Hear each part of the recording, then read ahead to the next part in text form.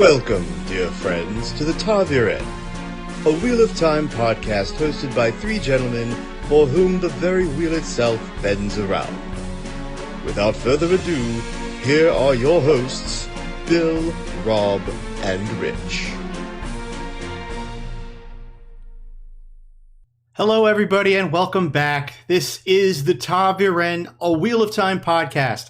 My name is Robert, and I will be taking you through Chapter 47 of Book 1, Eye of the World, this chapter entitled More Tales of the Wheel.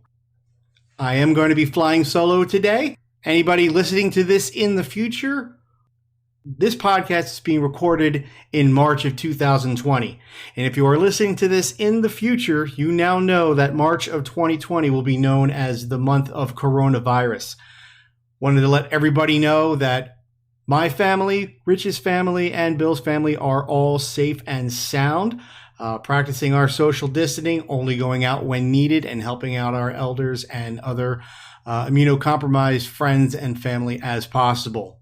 Today, I'm going to be running this one solo, although there are plans in place to record with Rich for the next chapter, Chapter 48, and Bill has thrown his hat into the ring to do a couple solos himself. As you can imagine, in these days, schedules are kind of crazy and hectic, so we're doing the best we can to get at least multiple hosts on the podcast, but I apologize for the week delay, missing last week. That I want to put that on my plate. I apologize for that, but I'm going to follow solo for Chapter 47.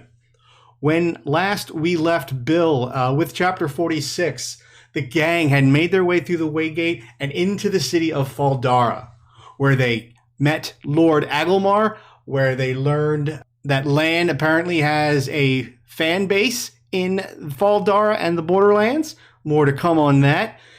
The chapter ends with Master Peddler himself, Padan Fane, somehow miraculously making it to Faldara all on his own and scaling the walls of Faldara like a madman. Apparently this was the beggar that Rand came upon in Camelin. Some other more story elements about Master Fane will be coming out of this chapter. Normally at this point in the podcast, we like to go over any iTunes reviews. Unfortunately, we don't have any as of yet. I know that Bill teased the idea of having a no podcast review song to punish our listeners with on recordings in which we don't have any new reviews to speak of. And he also pitched the song that is going to be played and who's going to sing it. I like the song. Not sure if it's in my wheelhouse, but I did tell Bill I will do my best. This might be something we might want to premiere in our second season when we get to the second book. Give me a chance to perform and practice my vocals for Bill's proposed no podcast review punishment song. But anyway, as always, feel free to either email or tweet or post a review. Let us know what you think. If you like the podcast, if you don't, what can be improved. We're all ears all the time. And our next segment, Wheel of Time News, as will probably be the same response in the next several podcasts. All filming, all productions on all projects across the globe are most likely suspended until the threat of coronavirus has passed. And that very squarely falls also into the city of Prague of the Czech Republic and the Wheel of Time production. I think Rafe may have posted a couple interviews that are seen on Twitter, and I think Sarah Nakamura and some of the other castmates, or not cast, but other crew mates are posting on Twitter. Quarantine, we're bored, this is what we're doing. So kind of the same storyline it's going to be for the next probably couple of weeks of podcasts. The news is that there is no news. But as always, I hope everybody on that set safe, well wishes, and that everybody is safe and makes it to the other side of this coronavirus. Prayers and thoughts to everybody involved. And that will lead into a word from our sponsors. Rich, that's you. You're on. Go. Have you ever tried eating a corned beef sandwich in zero gravity? Are you a veteran of the Great Emu War of 1932? Do you long for a simpler time when the world's greatest global crisis involved horse manure? If the answer to any of these questions was no, then we have the podcast for you. Epic Fails of History. A podcast that delves into the most epic fails of, history. Now I am become death, the destroyer of worlds. The only thing we have to fear is fear itself. We've had a problem here. So, speaking of Nazis, Who would win a fight between Teddy Roosevelt and Benedict Arnold? It's kind of horrifying, actually. everybody just knows the Hindenburg from that guy. Oh, the humanity! That's so Florida. You're part of an animal. You're welcome. That is until they realized that a depth charge had simply rolled off of the deck. At what point do you realize it was like, oh, that was me? We're eating a corned beef sandwich in zero G. Unfortunately, the zero G part really kicked in. So this is about what, 1927. In real life, this guy would like, I need a drink, and they passed the prohibition, so I can't drink. And he accidentally burned down one of the oldest cities in the world. That was definitely a fail and just a sad point. Floating nuclear power plants. Those words don't go together. We're going to talk about the late Victorian manure crisis. That's hot garbage. Pretty wretched. Kill the Kaiser, boy! What are the chances? Accidentally shoot artillery. I just want to know what exactly was going on this ship. Well, that's not concerning at all. I'm not great at math, but... So you're like, oh great, well now I'm certainly going to die of hypothermia, and there's wolves and bears. Think about some interesting story that results in terrible destruction. That is what this podcast is about. Epic fails. Subscribe today on iTunes, Stitcher Radio, Podbean, or wherever you get your favorite podcasts. We've got more random tales of fail coming your way, so stay tuned for more epic fails of history. All right, as promised, we are now up to chapter 47, More Tales of the Wheel. This chapter is a lot of a backstory building, not a lot of action. It picks up immediately where chapter 46 led off, with Moraine and Padan Fain going off to have a quote-unquote discussion. I remember when he first made his appearance in Fal Dara, Moraine's take was, he's filthy! Go clean him up and I'll speak with him afterwards. Then after a few minutes of realizing that this is more serious than it apparently it seemed, she's like, no time for a bath, I must talk to him now. And, she goes off and takes him into a separate room, giving him the third degree, finding out his whole story and what's been going on in the life and times of Padan Fain since the days of Emond's Field. Anyway, anticlimactic scene to open up. Everybody's waiting to hear back on pins and needles with what Moraine is able to find out. And I love the opening literary format that Jordan uses. He could have very easily just said, Rand is as bored as anybody else. But instead, he goes into a whole diatribe of Rand is so bored that he was able to count within exactness how many steps it takes to go to the front and back of Lord Agelmar's banquet table. By the way, it's 12 steps for those who were tracking. So I love it's a phrase that I've used before, that it's a long way for a little bit, but it's funny and it absolutely works in this regard. I can see Rand not being able to sit still and just pacing up and down, and all of a sudden he's like, 8, 9, 10, 11, 12. 12 again. Yeah, it must be 12 steps. Okay. All right, now I'm really bored. Goes on to say Matt and Perrin were also on pins and needles, and they were just as uneasy as Rand. And Loyal spent the times inspecting the walls very intently. I don't know if this is part of an Ogier, examining and respecting the architect, because I believe where they are is in a man-made fortress, not any part of the Ogier steadings or former steadings that were in Fal Dara. But I find it, once again, Jordan could just say everybody was bored. But no, he went into a little ditty about Loyal inspecting the walls very intently. I guess Ogiers have specific powers, and what to a human may seem, he's just staring at that wall, maybe something a little more behind the scenes. Egwene opts to talk with Lord Agelmore and happens to ask about Lan.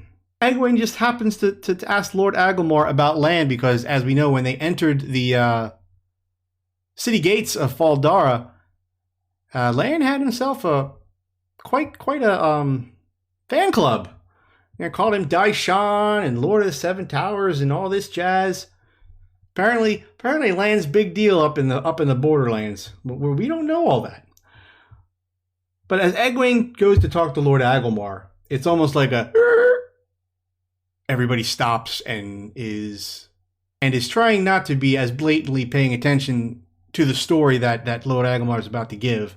Nynaeve, more than anybody, is more like a very intently just doing something else, but her ears are absolutely entranced into what Agelmar and Egwene are going to talk about. One of the first little parts of backstory we get in this chapter is the history and the life and times of Lan Mandragoran. Lan is the Lord of the Seven Towers.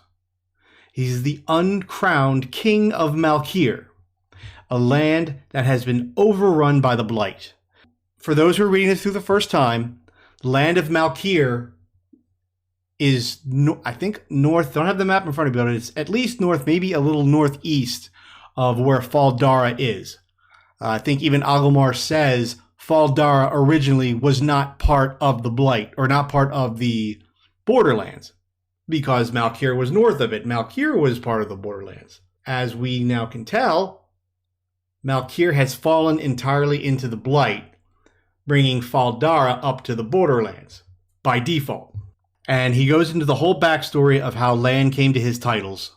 The royal line of Malkir has had its share of troubles, and I put on here, not the kind of troubles that Harry and Meghan has, definitely their own kind of troubles.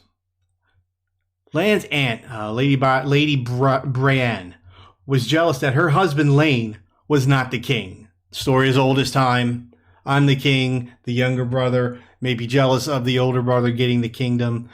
Even in more recent histories, you could talk about the storyline of Thor and Loki and their father Odin, how the younger brother was jealous of the older brother's accolades.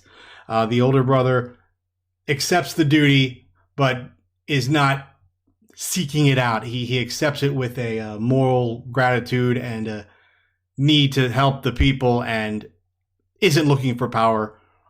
Basic common saying, he doesn't seek out power. Instead, power is thrust upon him, or greatness is thrust upon him. Dissimilar a story here where we have the king, Al-Akir. That's Lan's birth father. We have Lan's uncle, Lane, who is a great and powerful warrior and champion for Malkir. Lane's wife, Brienne, speaking whispers into his ears, "You should be the one. You're the more powerful one. The crown should be yours. You should be king." That kind of thing. And is feeding Lane this story about how it should be you, and that's it. And she even goes as far as to dare her husband Lane to take a company and march directly against Shai Al Ghul in an attempt to take the throne from his brother Al-Akir. Personally, I haven't read New Springs. Shocker, and hopefully it doesn't really upset people. I was going to read New Spring for a first time when we get to that part in the kind of the timeline.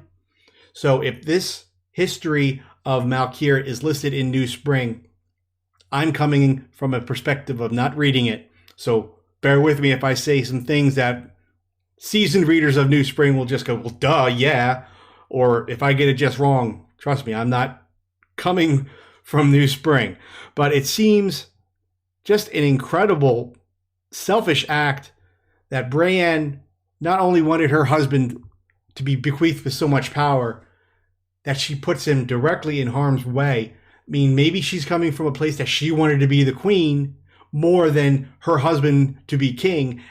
She concocts this plan of to dare my husband into literally just marching into the eye of the beast. It's directly onto Shai Al Ghul. It was a valiant effort, but Lane's company fell fighting their way through the Blight. He wasn't prepared. He was probably working in a frenzied fervor based on his wife's preachings to him. But in the end, Shaiogul and the Blight was just too much, and they overtook Lan and his company and just decimated it.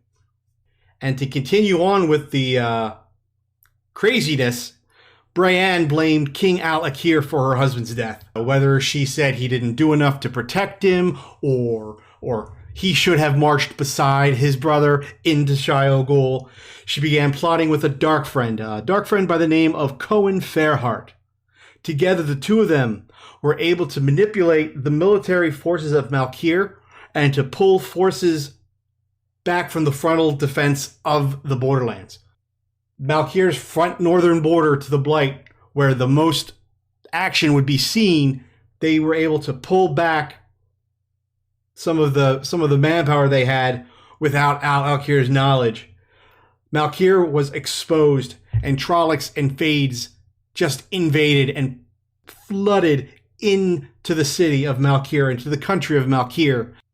This crippled defense, plus the loss of Lan, the champion, and his company in an epic defeat, plus the dealings of Lady Brienne and this dark friend Cohen, all just compiled itself in together.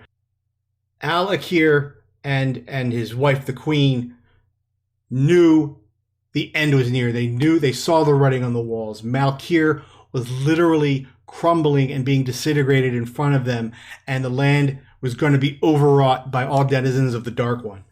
So the king and the queen, fearing the worst, took their son Lan and had the baby sent, a newborn Lan, sent to the city of Falmoran. Lan was given an ancient Malkir blade and named Daishan, the next king. One of his last acts, regal acts, King Al-Akir bequeathed the throne to his son Lan, and I think the way they worded it is, once you become the regal king, once you become the king, your name gets the honorific AL in front of it, so Lan becomes formally Al-Lan, and he was given an ancient Malkir blade that, they said fit in the baby's hand, and he's had that blade with him since birth, and was named Daishan. And the full title was, he was named Daishan, King and Battle Lord of Malkir. The story was that he went with 20 of Malkir's strongest and most virulent warriors, and I forget the exact number, but they fell upon Trollocs and Fades and other dark friends on the path to Falmoran, and 2 or 3, maybe up to 5 of those warriors survived. And Falmoran took on the task of raising Lan and making him aware of his birthright and of the duty bequeathed upon him by his family. Not an easy task. You are a king. Your country is literally decimated and ruined into blight by the Dark One himself. But legends say that there will be a time where the golden crane could fly, the sigil of the Mandragoran family in Malkir.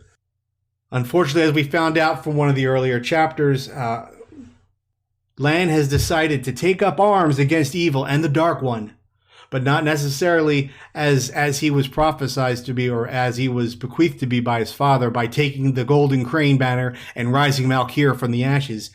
He's going to follow Marain Sedai and this prophecy that she's following and help defeat the Dark One that way. So in his mind, he's doing the same thing. He's just going about it a different way. And we'll learn later quotes from Lan. The burden is a mountain. He truly feels that the burden will never be lifted until your last breath. And like I said, these are some other quotes that are paraphrasing of quotes that Lan will have later on in this book or series. But it is a heavy toll on a person to know that you are the rightful heir to a desecrated land. There are people, refugees in other countries from your land, hoping that you will rise again and bring glory back to the land of Malkir. So after Agelmar's story, he ends, and the one comment I have here is, I don't think Nynaeve has ever so intently studied a cup of tea in her life. Because as Agelmar was going through the whole story, Nynaeve kept her eyes bared on that teacup, not moving, not moving her eyes, not moving at all, but you can tell her ears are hyper-focused on the story of Lan. And we'll come to see why that is specifically. But it's also very interesting because up until now, outside of calling, Rand a sheep herder or yelling at Matt how stupid he is, he's been a man of very few words. This gives us a bit of backstory, and we can understand why he's a hardened man who doesn't say a lot, because he is carrying just almost literally the weight of an entire nation on his shoulders. So as he was finishing with as Agelmar was finishing with the story, that's when Moiraine finally comes back after her quote-unquote one-on-one with Padan Fain. This is where we come into the second major story, where we learn what has been happening with Master Peddler since, well, even before, I think it was chapter 4, chapter 3, when we were introduced to Padan Fain.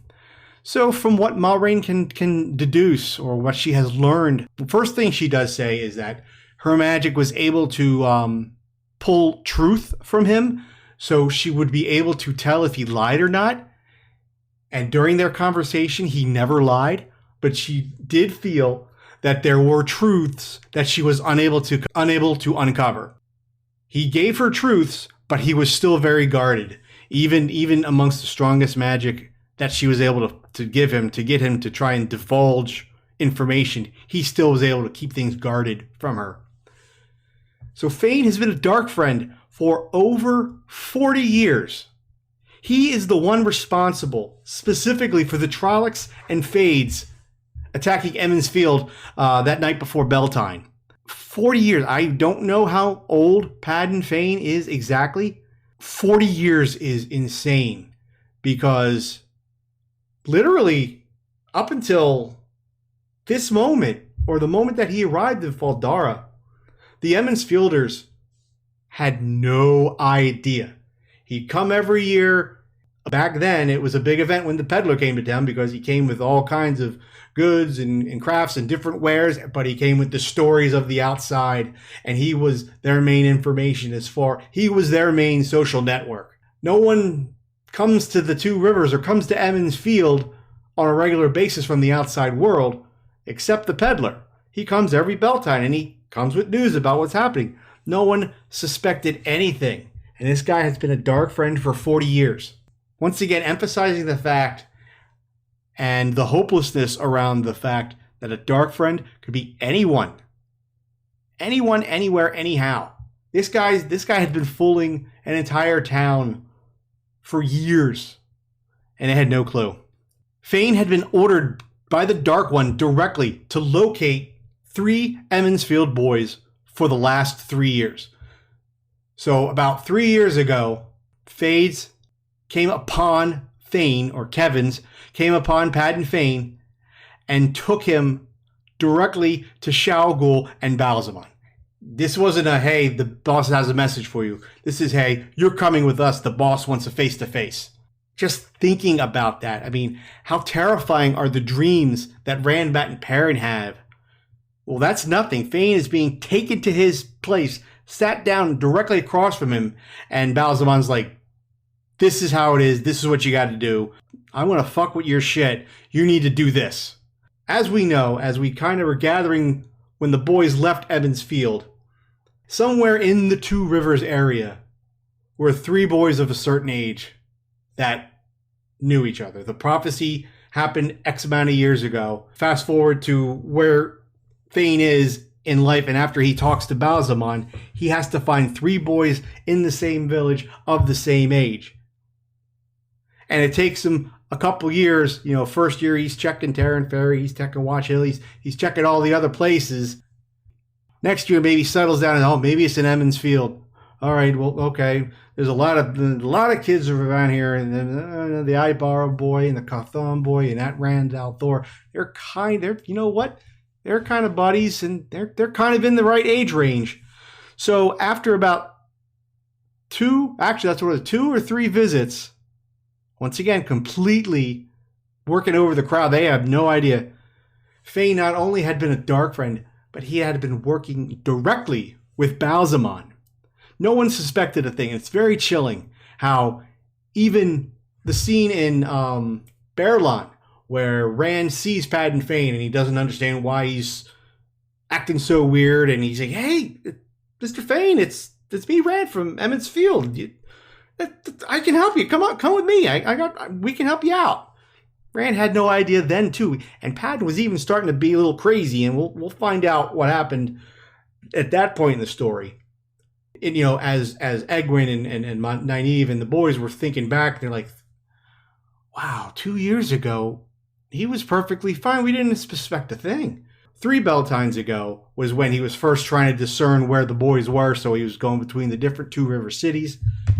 2 Beltines ago, he narrowed it down to Emmons Field and was able to, at that time, work out who the 3 people were. And then this past Beltane is when he marked the houses and he told the Trollocs and Kevins, those 3 guys, go get them. And it was very chilling and very, oh my God, I spoke with this man. I shaked his hand. I bought stuff from him. Oh my, it's very chilling how easily they got duped by Padan Fain. Once again, we're still on book 1, so it's still very, very early in these character arcs. But this is kind of one little plot point here I'm thinking of. This is kind of one of the first times that, at least like Nynaeve and Egwene, and the boys too, realize how country bumpkin they were. Now they're, people of the world. They've gone to all different kinds of, Barillon, Caemlyn, Faldar. They've gone and seen the cities of the world. But now they're looking back into how they were with the first couple last years with Padan Fain, and it's like, oh my God, we were clueless. I think the fact that they realized how clueless they were then is good character building and a little bit of a hardening that the Emmons Fielders needed as they start to progress out into the other books and other towns and cities that they visit. So after the failure of Emmons Field, failure meaning all 3 boys made it out safely. The Trollocs and Fades literally went 0 for 3. They weren't expecting to have a warder and a fully fledged Aes Sedai protecting them. So the numbers that they brought weren't big. And I think what we realized was that if they knew that there was a warder and an Aes Sedai at Emmons Field at Beltane, they would have brought bigger numbers. But they brought just enough that they thought would be enough, but were forced back. So after the failure at Emmons Field, somehow, someway, Fain was blamed for this. How that was, I don't know. But, the Dark One works in mysterious ways. So he was point blank blamed, and he was forced to travel with the Dark One's minions after the boys. As the boys were making their way to Terran Ferry and being chased by everybody, Fain was forced to run with the Trollocs and Fades, which, couldn't have been pleasant. The big scene when the boys and the party escaped via the Terran Ferry, as we know, large bodies of water freak out Trollocs and Fades. They stopped. They couldn't cross the Terran. They sent Fain after him because, Fain's a dark friend, not a Trolloc or a Fade. He was able to cross the Terran to continue chasing after the boys. And the thought was, all right, well, you go get them. We'll meet you up, or you'll meet another group of Trollocs and Fades, but you go chase after those boys. Fain escaped again, thinking, idiots, I'm not going to do this. I'm going to run away. He crosses the Terran and kind of makes his own way in a different direction. Screw you guys, I'm going home. That didn't last long, for he was recaptured by another fist of Trollocs. Apparently the Kevin that ran this Trolloc doubled up his torture. I think one of the things they had him do was sleep in a kettle or a cauldron as a scare tactic, but to say, well, in case we get hungry, we already have you in the cooking pot, so we'll just have you sleep here. So he had to sleep doubled up on himself in a cooking pot as a reminder of how quickly they can change how important he is. So by Caemlyn, at this rate, he's running. He's not allowed a horse. Of course he's not going to be allowed a horse. The only time he got to rest, I think, is when he literally collapsed and was unable to be moved. Then when he's sleeping in a freaking cooking pot.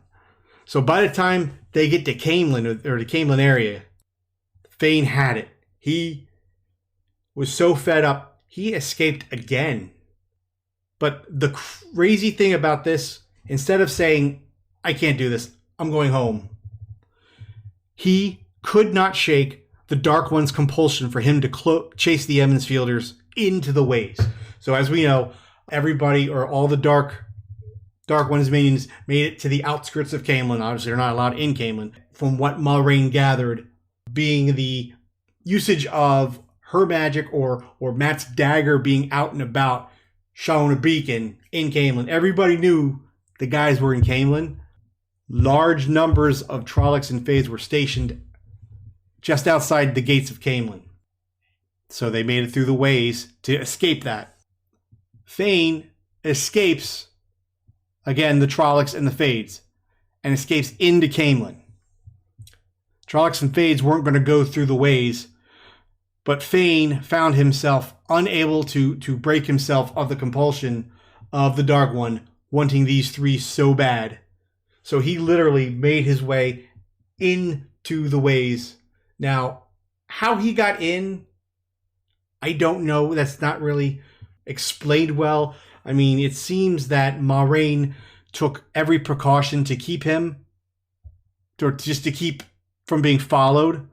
He was there. He was in the ways. As you can remember, the one funny scene where Lan says, I think we're being followed. And Matt instinctively just turns around and fires an arrow into the darkness. That was Padan Thane, most likely. Thane was the something, quote unquote, Lan had sensed following them while in the ways.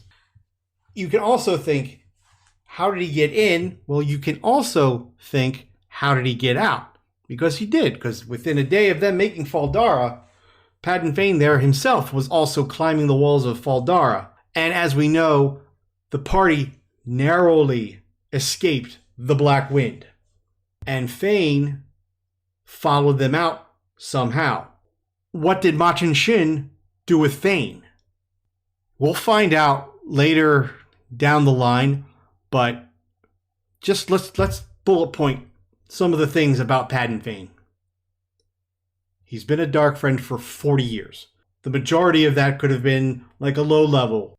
You know, as I've talked about before, there could be varying levels of dark friends. And he's probably worked his way through the ranks doing whatever deceitful things he had to do. Dark friend for 40 years. Personally chosen by Balzamon to be brought to him in person and given the task of finding the three boys of this prophecy. Taking 3 years working this dark quest to finding the right three people in the right place. Orchestrating an at the time unprecedented Trolloc strike on a town so far south of the Blight. Being called upon to be the one person that can chase after them across the Terran. Escaping the Trollocs and the Fades. Being recaptured and being tortured in ways that are just insane. Make it into Camelin, believe that you've escaped again, however, finding that you are completely overtaken with the Dark Ones, with the need to fulfill Balzamon's wishes. Going into the ways. Once again, against your will, the overarching need to please your master takes over. Attempting to make your way out of the ways, but are overtaken by the Black Wind, and you are not killed. We don't know all about what the Black Wind entails, besides what maybe Rand and the others heard when Moiraine was firing magic into it, and it was saying those, flay the skin, peel the skin, taste the blood, all that kind of dark and messed up things to say. Well, logically speaking, the Black Wind was descending upon the Emmonsfield party as they were leaving the ways. Padan Thane made it through that same exit somehow. He had to have encountered the Black Wind in some way or manner. It had to have taken him, but didn't kill him. Most likely did something worse. That's like 6 or 7 bullet points of what I've just listed. Padan Thane is just a bad dude. And Moraine realized that before, at first she didn't realize how deep it went. Then, no, there's no time for a bath. I got to talk to him now. Then she realized there's darkness and evil that's deeper than I can suspect. And he was even able to withhold information from her. Whatever's got a hold of Padan Fain is dark, evil, and strong. The chapter ends with Lord Agelmar trying to haggle with Moraine. He realizes that they're on a quest to see the Green Man and the Eye of the World, and they need to go into the Blight. But Lord Agelmar's take is, we know the Blight. My guys know the Blight. Let me give you 100 of my best men, and they can accompany you out there, keep you guys safe, and get you to where you want to go. And Moraine is like, no, we can't do that. We can't. It has to be these guys. It has to be just us. It has to be tomorrow morning. There's no way to draw attention to ourselves. One thing I will mention is another one of those things that our main characters, our Emmonsfielders, are learning. Agelmar was like, listen, no offense to these boys here. They look like fine, able young men, but they don't know the Blight. You got to let me bring some people with you. Moraine then says, these young men are more than you understand. The old blood runs deep, or Manetherin. Agelmar goes, oh, these boys are from Manetherin. Well, then the blood does run deep. They're stronger than I thought. And I think that was a good little side little story there. Because if I was Rand or Matt or Perrin and heard Agelmar give me a little bit of a nod of respect simply from I was the old blood of Manetherin, because remember before this story began, those boys never heard of that country or what the metal of people from their land are like. So now they're realizing that the name Manetherin holds some cachet even from lords of the borderlands. But that is the end of this chapter. Our next chapter is going to be simply titled The Blight. And everybody starts to make their way to the final showdown of book 1. As I mentioned, it's a good backstory chapter. Like I said, this is basically just two backstories. We get the story of Lan Mandragoran, and we get the story of Padan Fain. We get these two stories and then a little bit of setup that Moraine is still hellbent on only bringing the normal party into the Blight. With that, we will now go into Readings with Rob. And now, the Ta'viren present to you Readings with Rob. Chapter 47, More Tales of the Wheel. Leave these young men here, Aes Sedai. I swear to you that I can find 3 experienced men with no thought of glory in their heads to replace them. Good swordsmen who are almost as handy in the Blight as Lan. Let me ride to the gap knowing that I have done what I can to help you be victorious. I must take them and no others, Lord Agelmar, Moraine said gently. They are the ones who will fight the battle at the Eye of the World.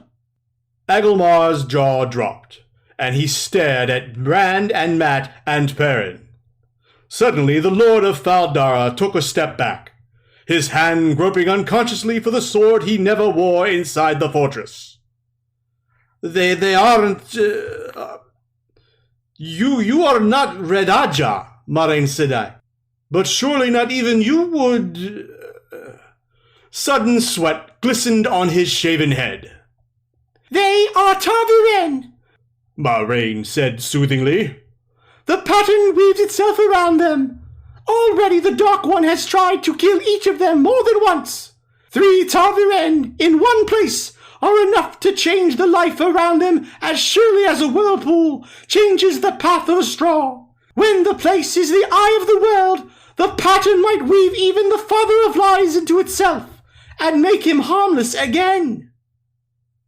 Agelmar stopped trying to find his sword, but he still looked at Rand and the others doubtfully. Moraine Sedai, if you say they are, then they are. But I cannot see it. Farm boys, are you certain, Aes Sedai? The old blood, Moraine said. Spit out like a river breaking into 1,000 times 1,000 streams. But sometimes streams join together to make a river again. The old blood of Manetheren is strong and pure in almost all these young men. Can you doubt the strength of Manetheren's blood, Lord Agelmar? Rand glanced sideways at the Aes Sedai. Almost all. He risked a look at Nynaeve.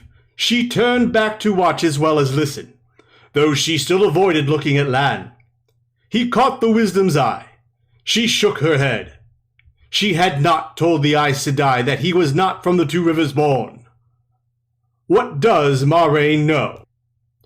Manetheren, Agelmar said slowly, nodding. I would not doubt that blood. Then more quickly. The wheel brings strange times. Farm boys carry the honor of Manetheren into the blight. Yet if any can strike a fell blow at the Dark One, it would be the blood of Manetheren. It shall be done as you wish, Aes Sedai. Then let us go to our rooms, Moiraine said. We must leave with the sun, for time grows short. The young men must sleep close to me. Time is too short before the battle to allow the Dark One another strike at them. Too short. Rand felt her eyes on him, studying him and his friends, weighing their strength, and he shivered. Too short. That was Readings with Rob. If there's a passage in an upcoming chapter you wish to have read on the podcast, simply tweet us at TavirenPod with your request. That was Readings with Rob. I did take the piece at the end, the last bit of that chapter, that includes Lord Agelmar giving gives a nod to the boys, knowing that now they are of the old blood of Manetheren, and a little more respect. Respect from a Lord of the Borderlands goes a long way. Do you know that there are like a dozen different ways that you can reach out to us? I bet you did, but I'm going to mention them anyway. We have Twitter at TavirenPod. We have email tavirenpod@gmail.com. If you want to hit up my compadres separately, Bill is Matunica and Rich is HailBlue1569. We have YouTube. If you want to listen to our videos with a little bit of a video screen cap with a little bit of Easter eggs hidden in there, I know that the guys over at the Probably Network do a great job for that. You can check us out, search Taviren Pod, or just search Wheel of Time or Taviren at YouTube. Links to all this will be below, of course. I know that we have Discord. Discord has been picking up a little bit. I know that some of our Discord mates are now into the second and third books of the series. There's discussions to be had, not just with following us, but if you want to talk with something that happens in the third book. Oh, there's a new character that the boys in the podcast haven't talked about yet, but maybe one of the other guys can give me their thoughts on some other random people. Discord is the best place for that. We have Patreon. If you want to be able to help us make this a really good podcast, the best that we can make it, check out our Patreon. There's different levels of patronage that you can put. I know Bill set that up. He has, his Purple Aja, there's a Fist, there's a Trolloc level, and there's a bunch out there. Bill was really diligent about that. Also, there's Redbubble merchandising. You can get our lovely Yin Yang logo on a mug, or a mouse pad, or a sticker, or a sweatshirt. Bill is really pimping us out. I guess between Bill and his Patreon and Redbubble and Rich and his spokesman job, I guess I need to pick up the slack here and do some pimping myself. Anyway, I wanted to say thank you to everybody.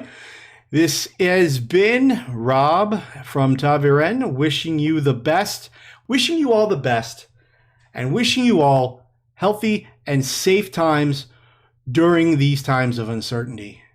My thoughts and prayers are with you all. Thank you very much. Guys, take care. Have a good one.